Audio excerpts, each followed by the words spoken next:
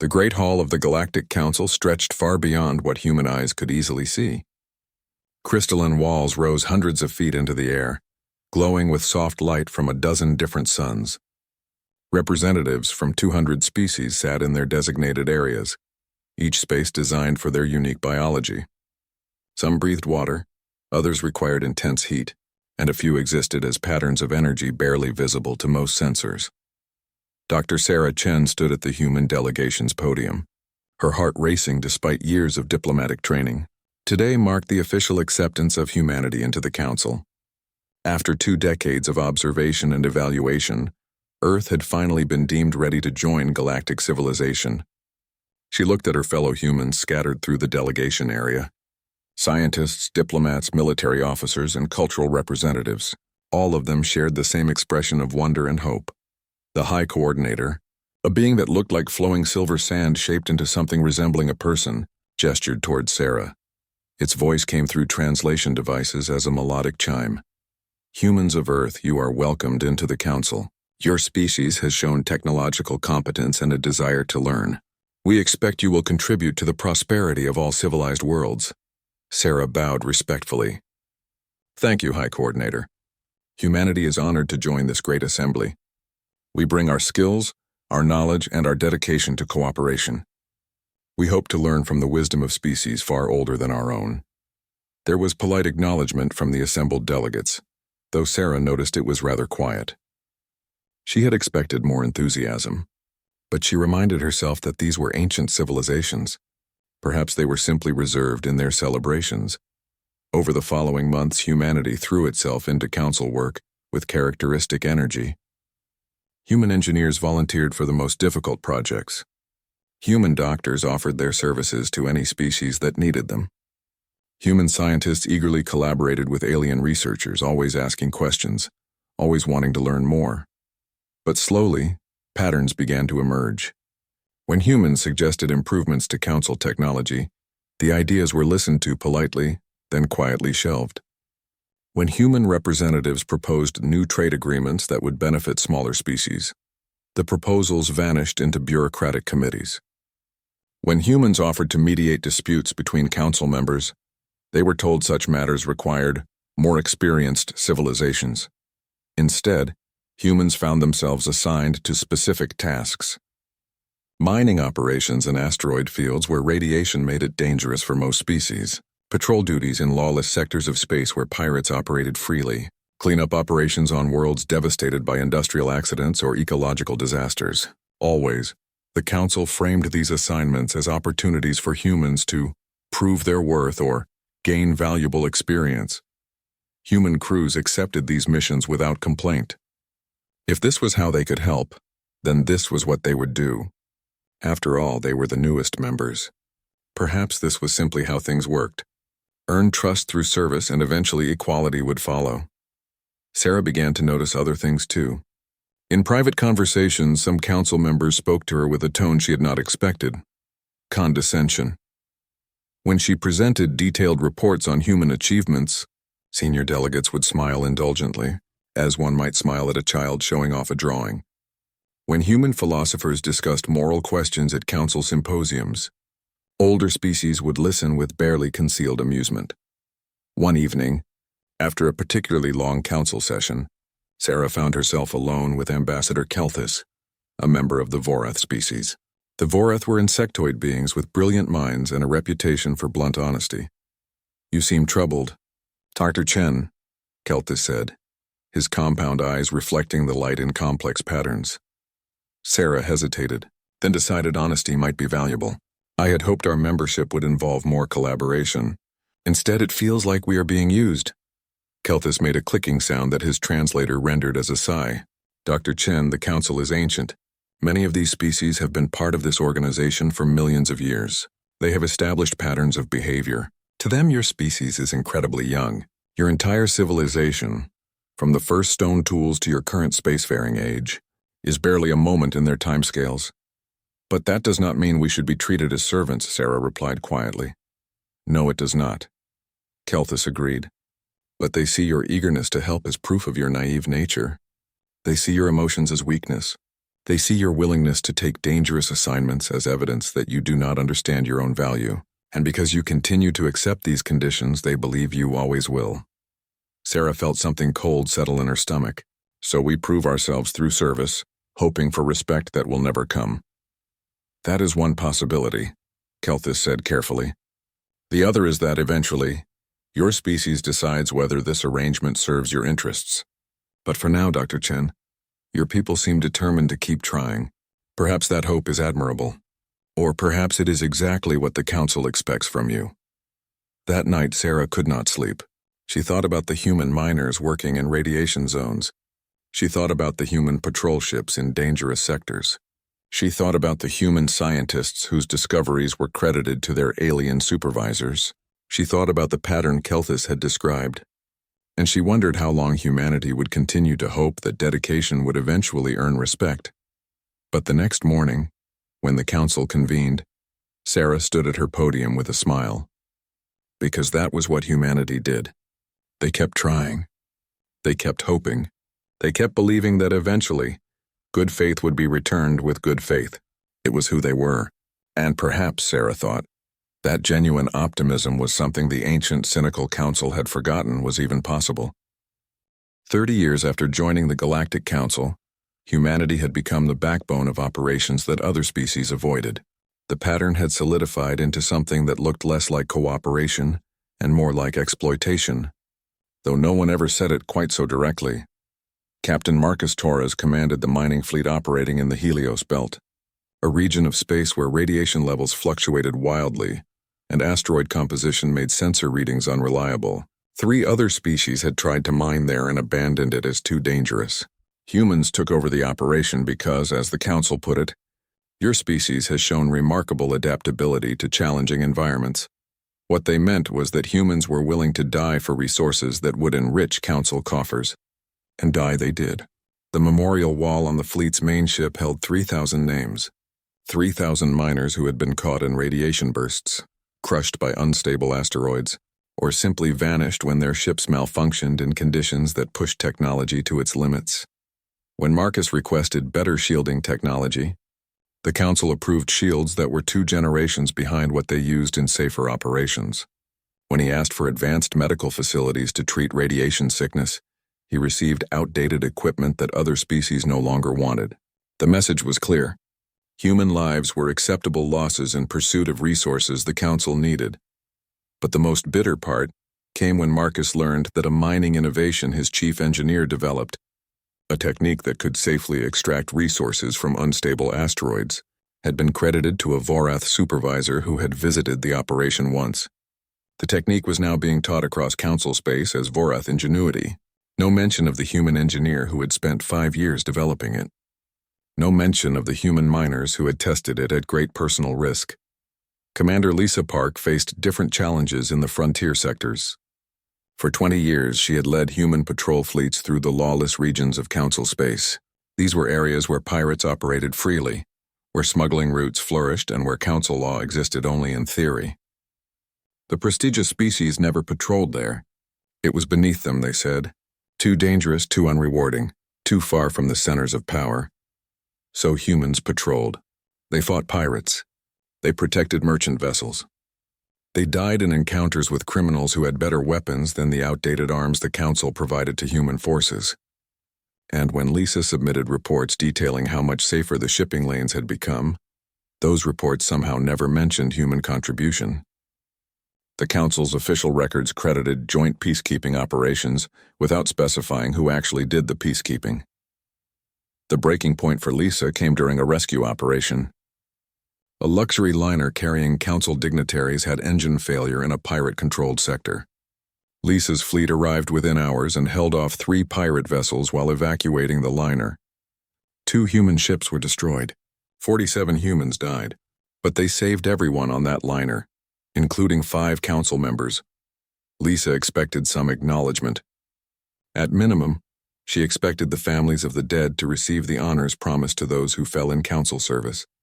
Instead, she received a formal communication noting that her fleet had adequately performed their assigned duties and that compensation for the destroyed ships would be reviewed pending evaluation of whether proper Protocols were followed.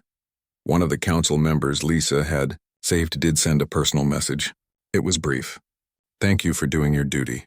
That was all. No mention of the humans who died. No acknowledgement of the sacrifice.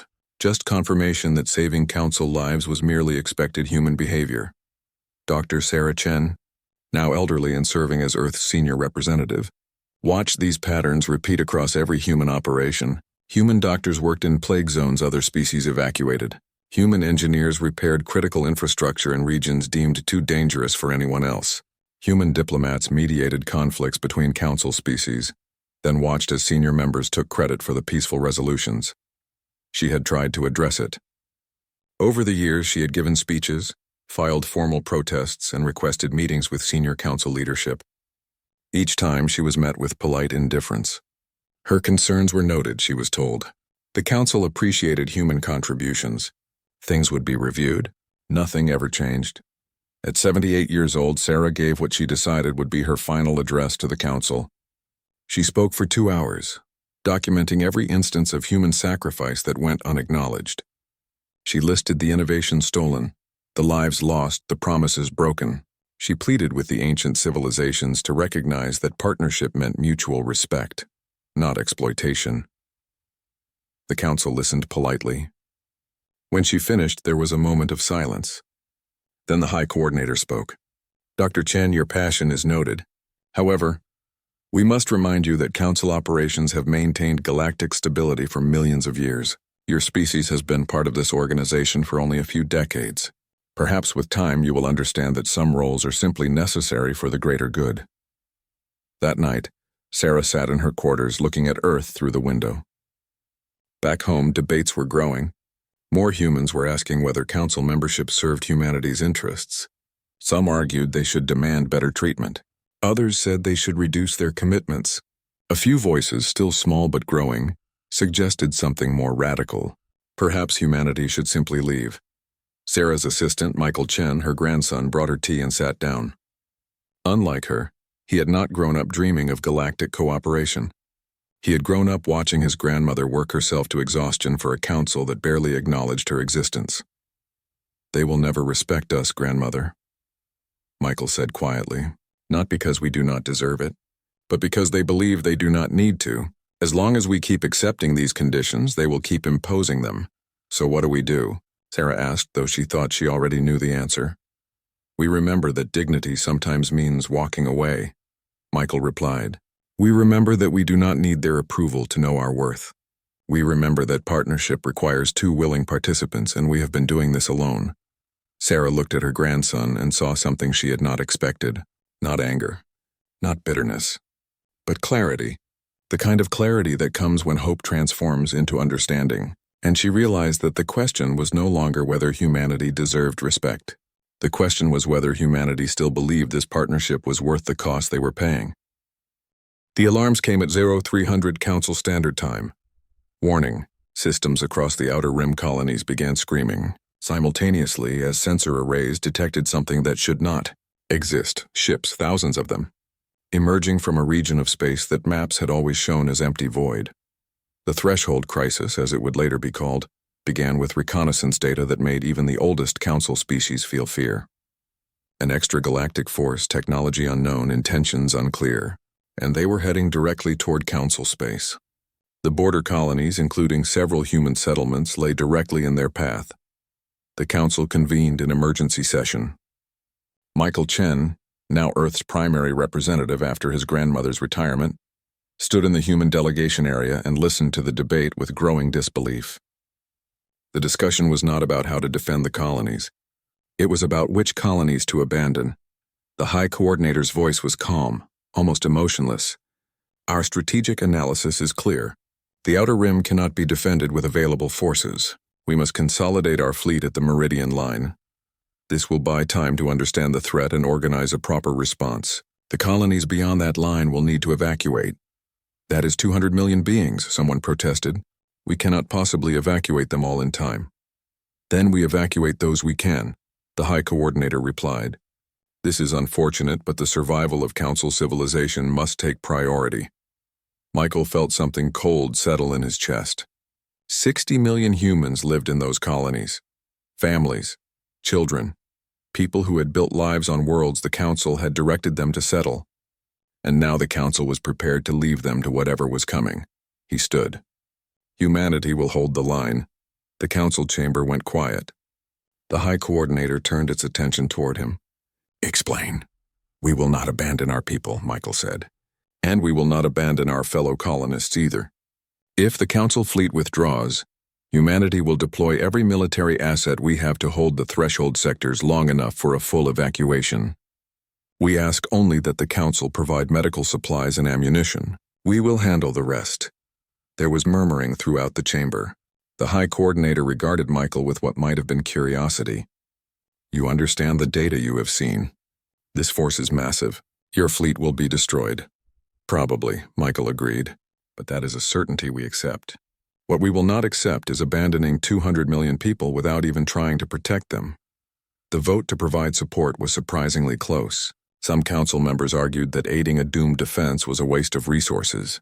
Others suggested that allowing humans to sacrifice themselves would provide valuable combat data. In the end, the council agreed to provide 40% of requested supplies. They considered it generous. Admiral Catherine Ross commanded the Human Defense Fleet. She had served in the frontier patrols for decades and knew exactly what she was facing. 68 human warships against a force that numbered in the thousands. The math was impossible, but the mission was clear. Hold the line, buy time. Save as many people as possible. The first engagement came at the Threshold Gate, a natural choke point in space where gravity wells created a limited number of safe passage routes. Catherine positioned her fleet across those routes and waited. When the enemy arrived, they came like a swarm, ships of organic design that moved with disturbing coordination. The battle lasted 42 hours. Human ships fought with desperate intensity, knowing that every minute they held meant more evacuees escaping. They used tactics the Council would have called reckless, positioning ships in ways that guaranteed their destruction, but maximized damage to the enemy. They coordinated with an efficiency born from years of operating with inadequate support, making every shot count because they always had to make every shot count. 23 ships were destroyed in that first battle. Over 4,000 humans died. But the enemy was stopped at the Threshold Gate and the evacuation continued. The pattern repeated for 3 months. The enemy would mass for an assault, human forces would meet them at carefully chosen defensive positions, and the fighting would be brutal. Humanity lost ships in every engagement, but they adapted. They learned the enemy's patterns. They developed new tactics, and they held. By the time the evacuation was complete, Catherine commanded only 9 ships. Over 15,000 humans had died, but they had saved 200 million people. More than that, they had achieved something the Council had thought impossible. The enemy invasion force had been stopped, not just delayed but actually repelled. The extragalactic threat retreated back through the Threshold Gate and vanished. Michael accompanied Admiral Ross to the Council chambers to present the report. He expected gratitude. He expected recognition of the sacrifice. He expected, at minimum, acknowledgement that humanity had saved countless lives. Instead, the Council presented humanity with a bill. Resources used beyond authorized allocation, unauthorized military operations in Council space, destruction of Council property during combat operations. The total came to more than Earth's entire gross planetary product for 5 years. Michael stared at the document in his hands, barely believing what he was reading. We saved 200 million people. We stopped an invasion that your own analysts said was unstoppable. And you are billing us? A senior council member, a species that resembled crystallized stone, spoke with what the translator rendered as mild disapproval. While we appreciate the effort, we must also note that human forces used excessive force in many engagements. The amount of firepower deployed suggests a concerning lack of restraint. This could potentially provoke future conflicts with these extragalactic beings. Catherine, still in her combat uniform, took one step forward. Michael had never seen that expression on her face before. It was not anger. It was something colder, something final. You want us to learn restraint, Catherine said quietly. You want us to understand proper military protocol. 15,000 of my people died protecting your interests. And this is your response. It was not a question. It was a statement. An understanding reached. Michael looked at the Admiral, then at the council members regarding them with expressions ranging from indifference to mild irritation. And in that moment he knew this would never change. No amount of sacrifice would ever be enough. No achievement would ever earn respect, because the council did not want partners. They wanted servants. "We will consider your invoice," Michael said flatly. Then he and Catherine turned and left the chamber. Behind them, the council returned to other business, already dismissing humanity's greatest victory as just another routine report. Earth held a closed session. No public announcements, no press releases, no dramatic speeches broadcast across council space, just humanity's leaders, military commanders, scientists, and representatives gathering in a secure facility to discuss a single question: should humanity remain in the Galactic Council? The debate lasted 3 days. Some argued for staying and demanding reform. Others suggested reducing commitments while maintaining minimal presence. But the majority reached a different conclusion, one that surprised even those proposing it with its simplicity. Humanity would leave. Not in anger, not in protest. Just leave. The plan was methodical and quiet. Every human colony would be offered a choice: evacuate to human-controlled space or become independent from both humanity and the Council. Every human working in Council operations would be recalled. Every contract would be terminated. Every agreement would be dissolved. It would all happen quickly, efficiently, and without explanation. Michael Chen coordinated the withdrawal from Council chambers. He filed no formal complaints. He requested no final meetings.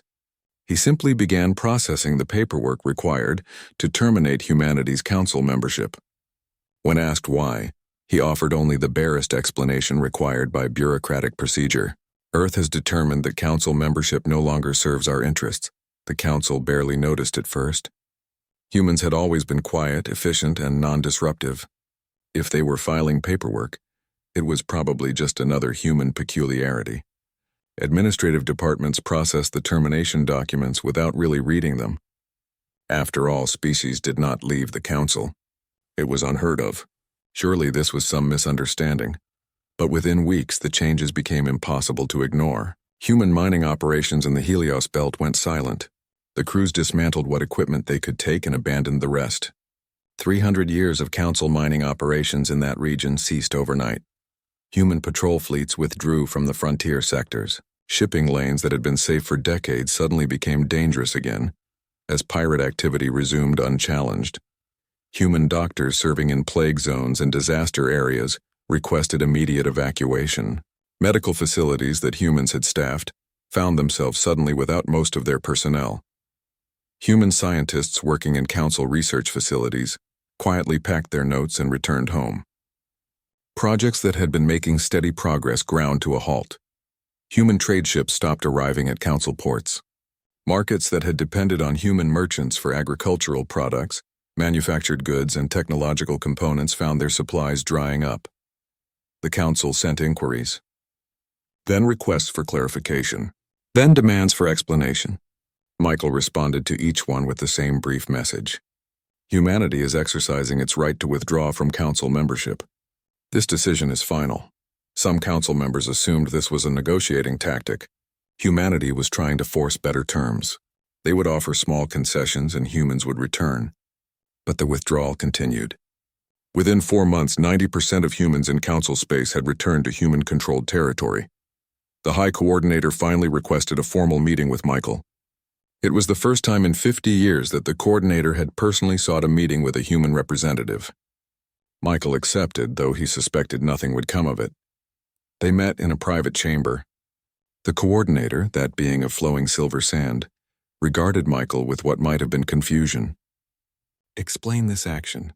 The Council has provided your species with opportunities, technology, and access to galactic civilization. Why are you abandoning this partnership?" Michael had prepared a long speech. He had compiled data on every instance of exploitation, every stolen innovation, every unacknowledged sacrifice. But looking at the Coordinator, he realized that data would not matter. The Council did not see what it had done wrong because it did not believe it had done anything wrong. So instead, he simply told the truth. "You asked us to mine in deadly radiation. We did. You asked us to patrol lawless sectors. We did. You asked us to hold a line against an invasion while you withdrew to safety. We did. And at every step you treated our contributions as nothing more than what you were owed. So we are done providing them. But the Council needs those services, the coordinator protested. Then the Council should have valued the people providing them, Michael replied. We are not angry. We are not seeking revenge. We are simply no longer willing to work without respect. Find other species to do these jobs. Or do them yourselves. Either way, humanity is finished being your labor force. Before leaving Council space permanently, Michael prepared one final communication. Not a speech, not a complaint, just data. He compiled every unanswered request for aid humanity had made, every casualty report that went unacknowledged, every innovation credited to other species, every dangerous assignment accepted without question, every promise the Council had broken. He added no commentary, no accusations, no demands, just the raw data, organized chronologically, spanning 50 years of human Council membership. He sent it to every Council member with a single subject line. For your records. Then humanity sealed its borders. The technology shocked Council analysts. Humans had developed barriers that even the most advanced Council sensors could not penetrate. Entire systems simply vanished from Council detection. Jump routes that had always led to human space now led to empty void. Communication arrays that humans had built and maintained shut down permanently. The Council sent ships to the boundary.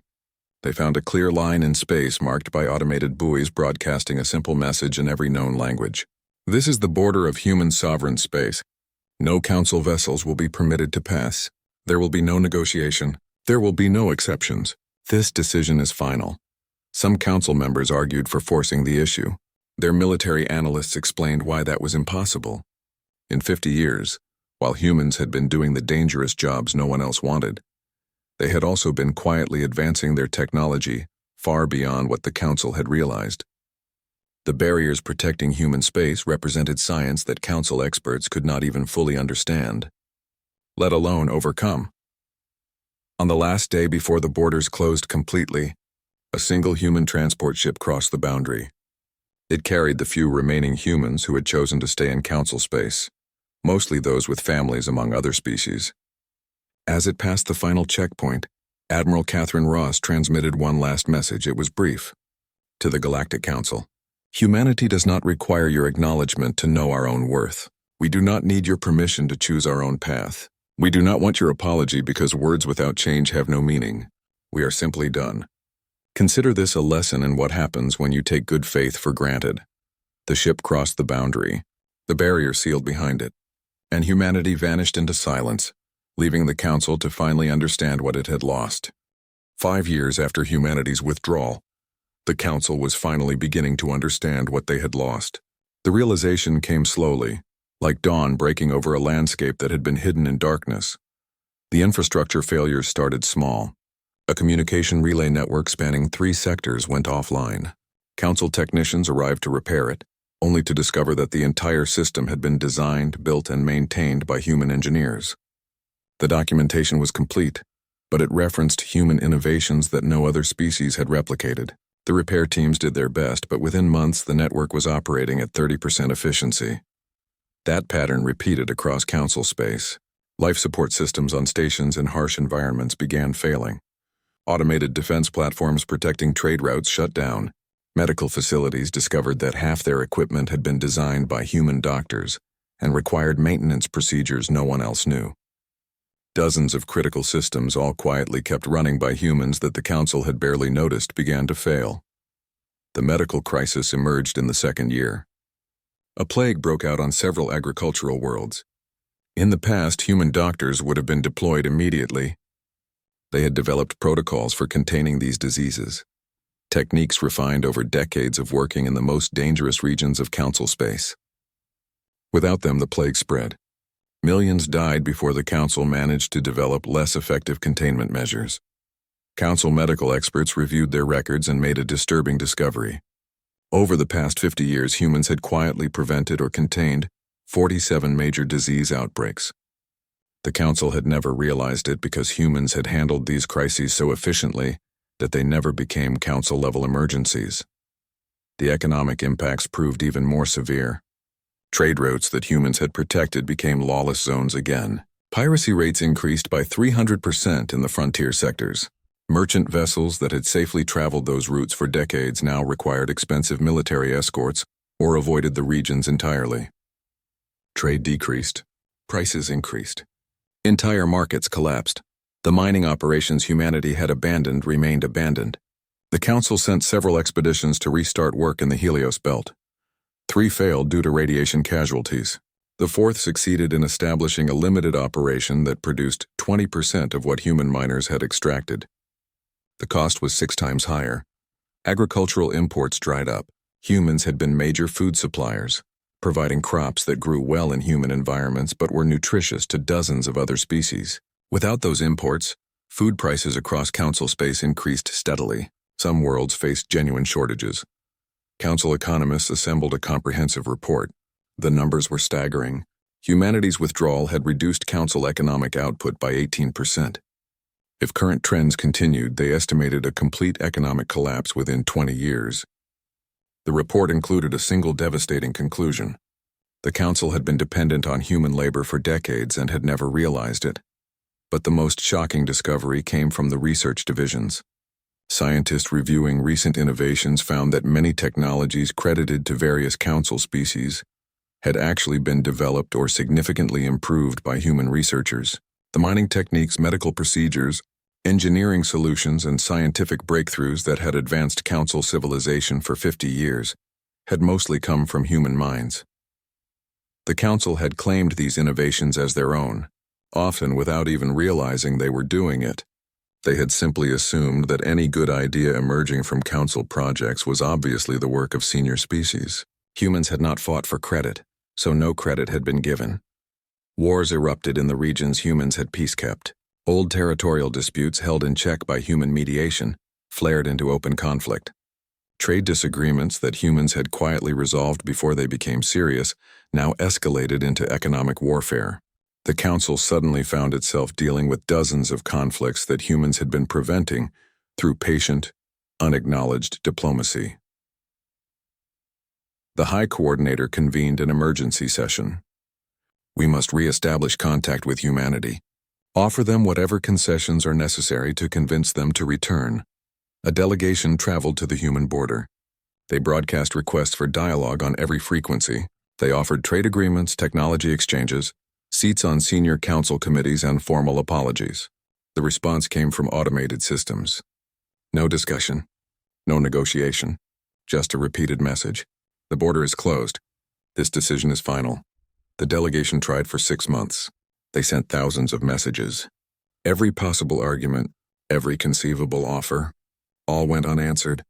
It seemed humanity was not interested in anything the Council had to say. Then the extragalactic threat returned. Sensors detected the same signatures that had appeared during the Threshold crisis. But this time the force was larger. And this time humanity would not be holding the line. The Council mobilized its fleet. Every available warship was deployed to the projected invasion point. Council Military Command studied the records from the Threshold crisis, trying to understand how humans had achieved what Council strategists had deemed impossible. The tactics made sense on paper, but implementing them proved far more difficult. The Council fleet met the invaders at what had once been the Threshold Gate. The battle lasted 6 hours. The Council fleet was routed. Losses were catastrophic. The survivors retreated in disorder, and the invasion force advanced steadily into Council space. Panic spread through Council worlds. The same species that had dismissed human concerns 5 years earlier now demanded action. Where was the fleet that could protect them? Why had the military failed so completely? What had happened to Council superiority? A military analyst submitted a report that no one wanted to read. Humans had held the line during the Threshold crisis not through superior technology, but through willingness to sacrifice and tactical flexibility that came from constantly operating with inadequate resources. They had spent 50 years learning to make every advantage count, because they always faced disadvantages. The Council fleet, accustomed to overwhelming superiority, had never developed those skills. The High Coordinator personally traveled to the human border. This time there was no delegation, no formal diplomatic mission. Just one being standing at the boundary, broadcasting a simple message. Humanity, the Council requests your aid. We understand we failed you. We understand we took you for granted. We understand we have no right to ask for help. But we ask anyway, not because we deserve it, but because millions of lives depend on whether you answer. The silence lasted 3 days. Then a response came, not the automated message. Actual communication. 3 words: we are considering. It was not a promise. It was not even hope. But it was the first time in 5 years that humanity had acknowledged the Council existed. And for the Council, drowning in problems they suddenly realized they could not solve alone. Those 3 words represented the possibility that perhaps, eventually, they might be able to begin repairing what they had broken. Though they were starting to understand that repair might take far longer than the breaking had.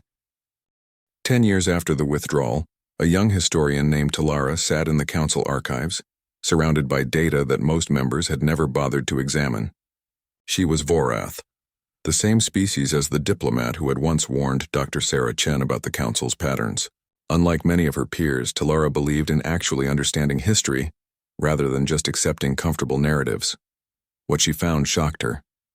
50 years of human contribution to Council civilization, documented in meticulous detail, but scattered across thousands of reports that no one had ever assembled into a complete picture. The mining operations, the patrol routes, the medical interventions, the engineering solutions, the diplomatic mediations, the innovations, all of it performed quietly, efficiently, and without recognition.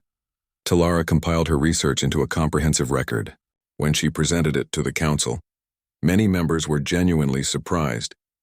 They had not realized. They had simply assumed that these necessary but unpleasant tasks were being handled by someone, and they had never questioned who or at what cost.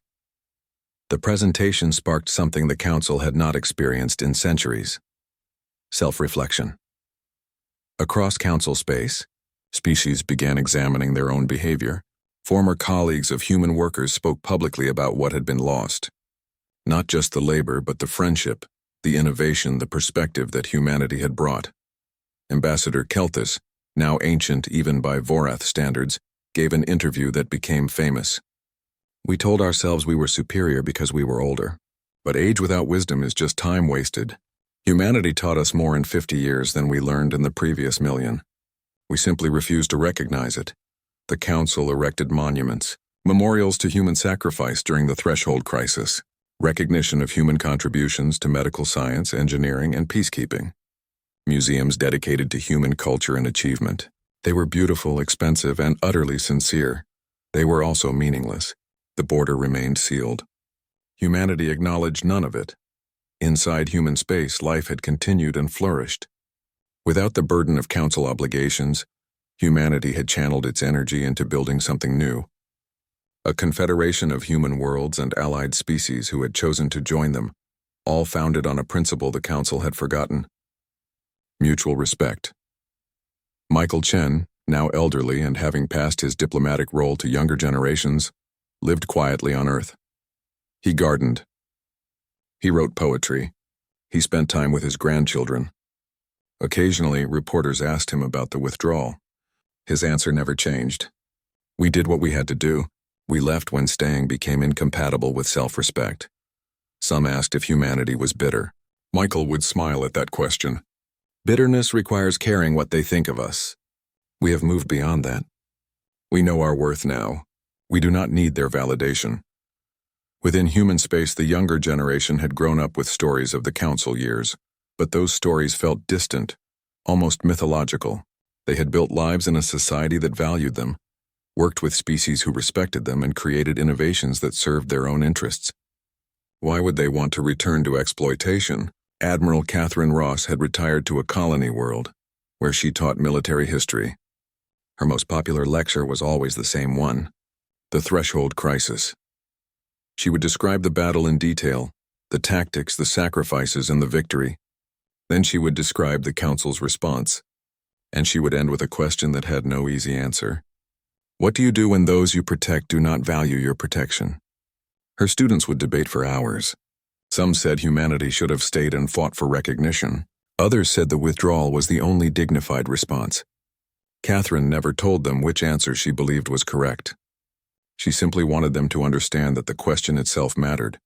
The extragalactic threat remained a problem for the Council. Without human tactical expertise and willingness to take casualties, the Council struggled to mount effective resistance. They adapted slowly, learning through painful defeats what humanity had known instinctively: that sometimes the willingness to sacrifice was more valuable than superior technology. Delegations still came to the human border occasionally. Sometimes they brought gifts. Sometimes they brought apologies. Sometimes they simply stood at the boundary in silence, as if hoping their presence alone might communicate regret. Humanity watched but did not respond. They had said everything that needed saying in their silence. Any further communication would require the Council to demonstrate actual change, not just express regret. Then, on a quiet day in the 10th year, something changed. The High Coordinator came to the border, not with a delegation, not with offers or demands, just alone, standing at the boundary between Council space and human territory. The Coordinator broadcast a message: "Humanity, I do not ask for your return. I do not ask for your forgiveness. I simply ask that you know we finally understand. You were never weak. Your compassion was not naivety. Your willingness to help was not an invitation to exploit. We were wrong, and we are truly sorry." The message continued: "If you choose never to speak with us again, that is your right. We earned that silence. But know that the Council has changed. We have had to. Without you, we learned what true partnership requires. We learned it the hard way, through loss and consequence. We became what we should have been from the beginning. We just wish we had learned it while you were still here to see it." Days passed, then weeks. No response came. The Coordinator remained at the border, waiting. Other Council members joined. Not demanding, not pleading, just waiting, as if their patience itself might communicate sincerity. Finally, after a month, something happened. The automated warning systems went silent. Then a single human ship approached the boundary. It did not cross. It simply stopped at the exact borderline, hovering in space like a question mark. A communication came from the ship. "This is Ambassador Sarah Chen III, representing the Human Confederation. I am authorized to observe Council affairs from this position. I am not authorized to negotiate, participate, or assist. I am simply here to witness what happens next." It was not reconciliation. It was not forgiveness.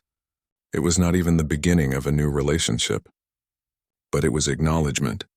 Humanity was willing to watch, to see if the Council's understanding was genuine or just another temporary change driven by necessity. The High Coordinator looked at that single ship and understood what it represented. A chance. Not a second chance, because the Council did not deserve that, but a chance to demonstrate, through years of consistent action rather than words, that they had learned, that they had grown, that they understood respect must be earned and maintained, never assumed. The Coordinator responded simply: "Thank you for watching. We will endeavor to be worth observing."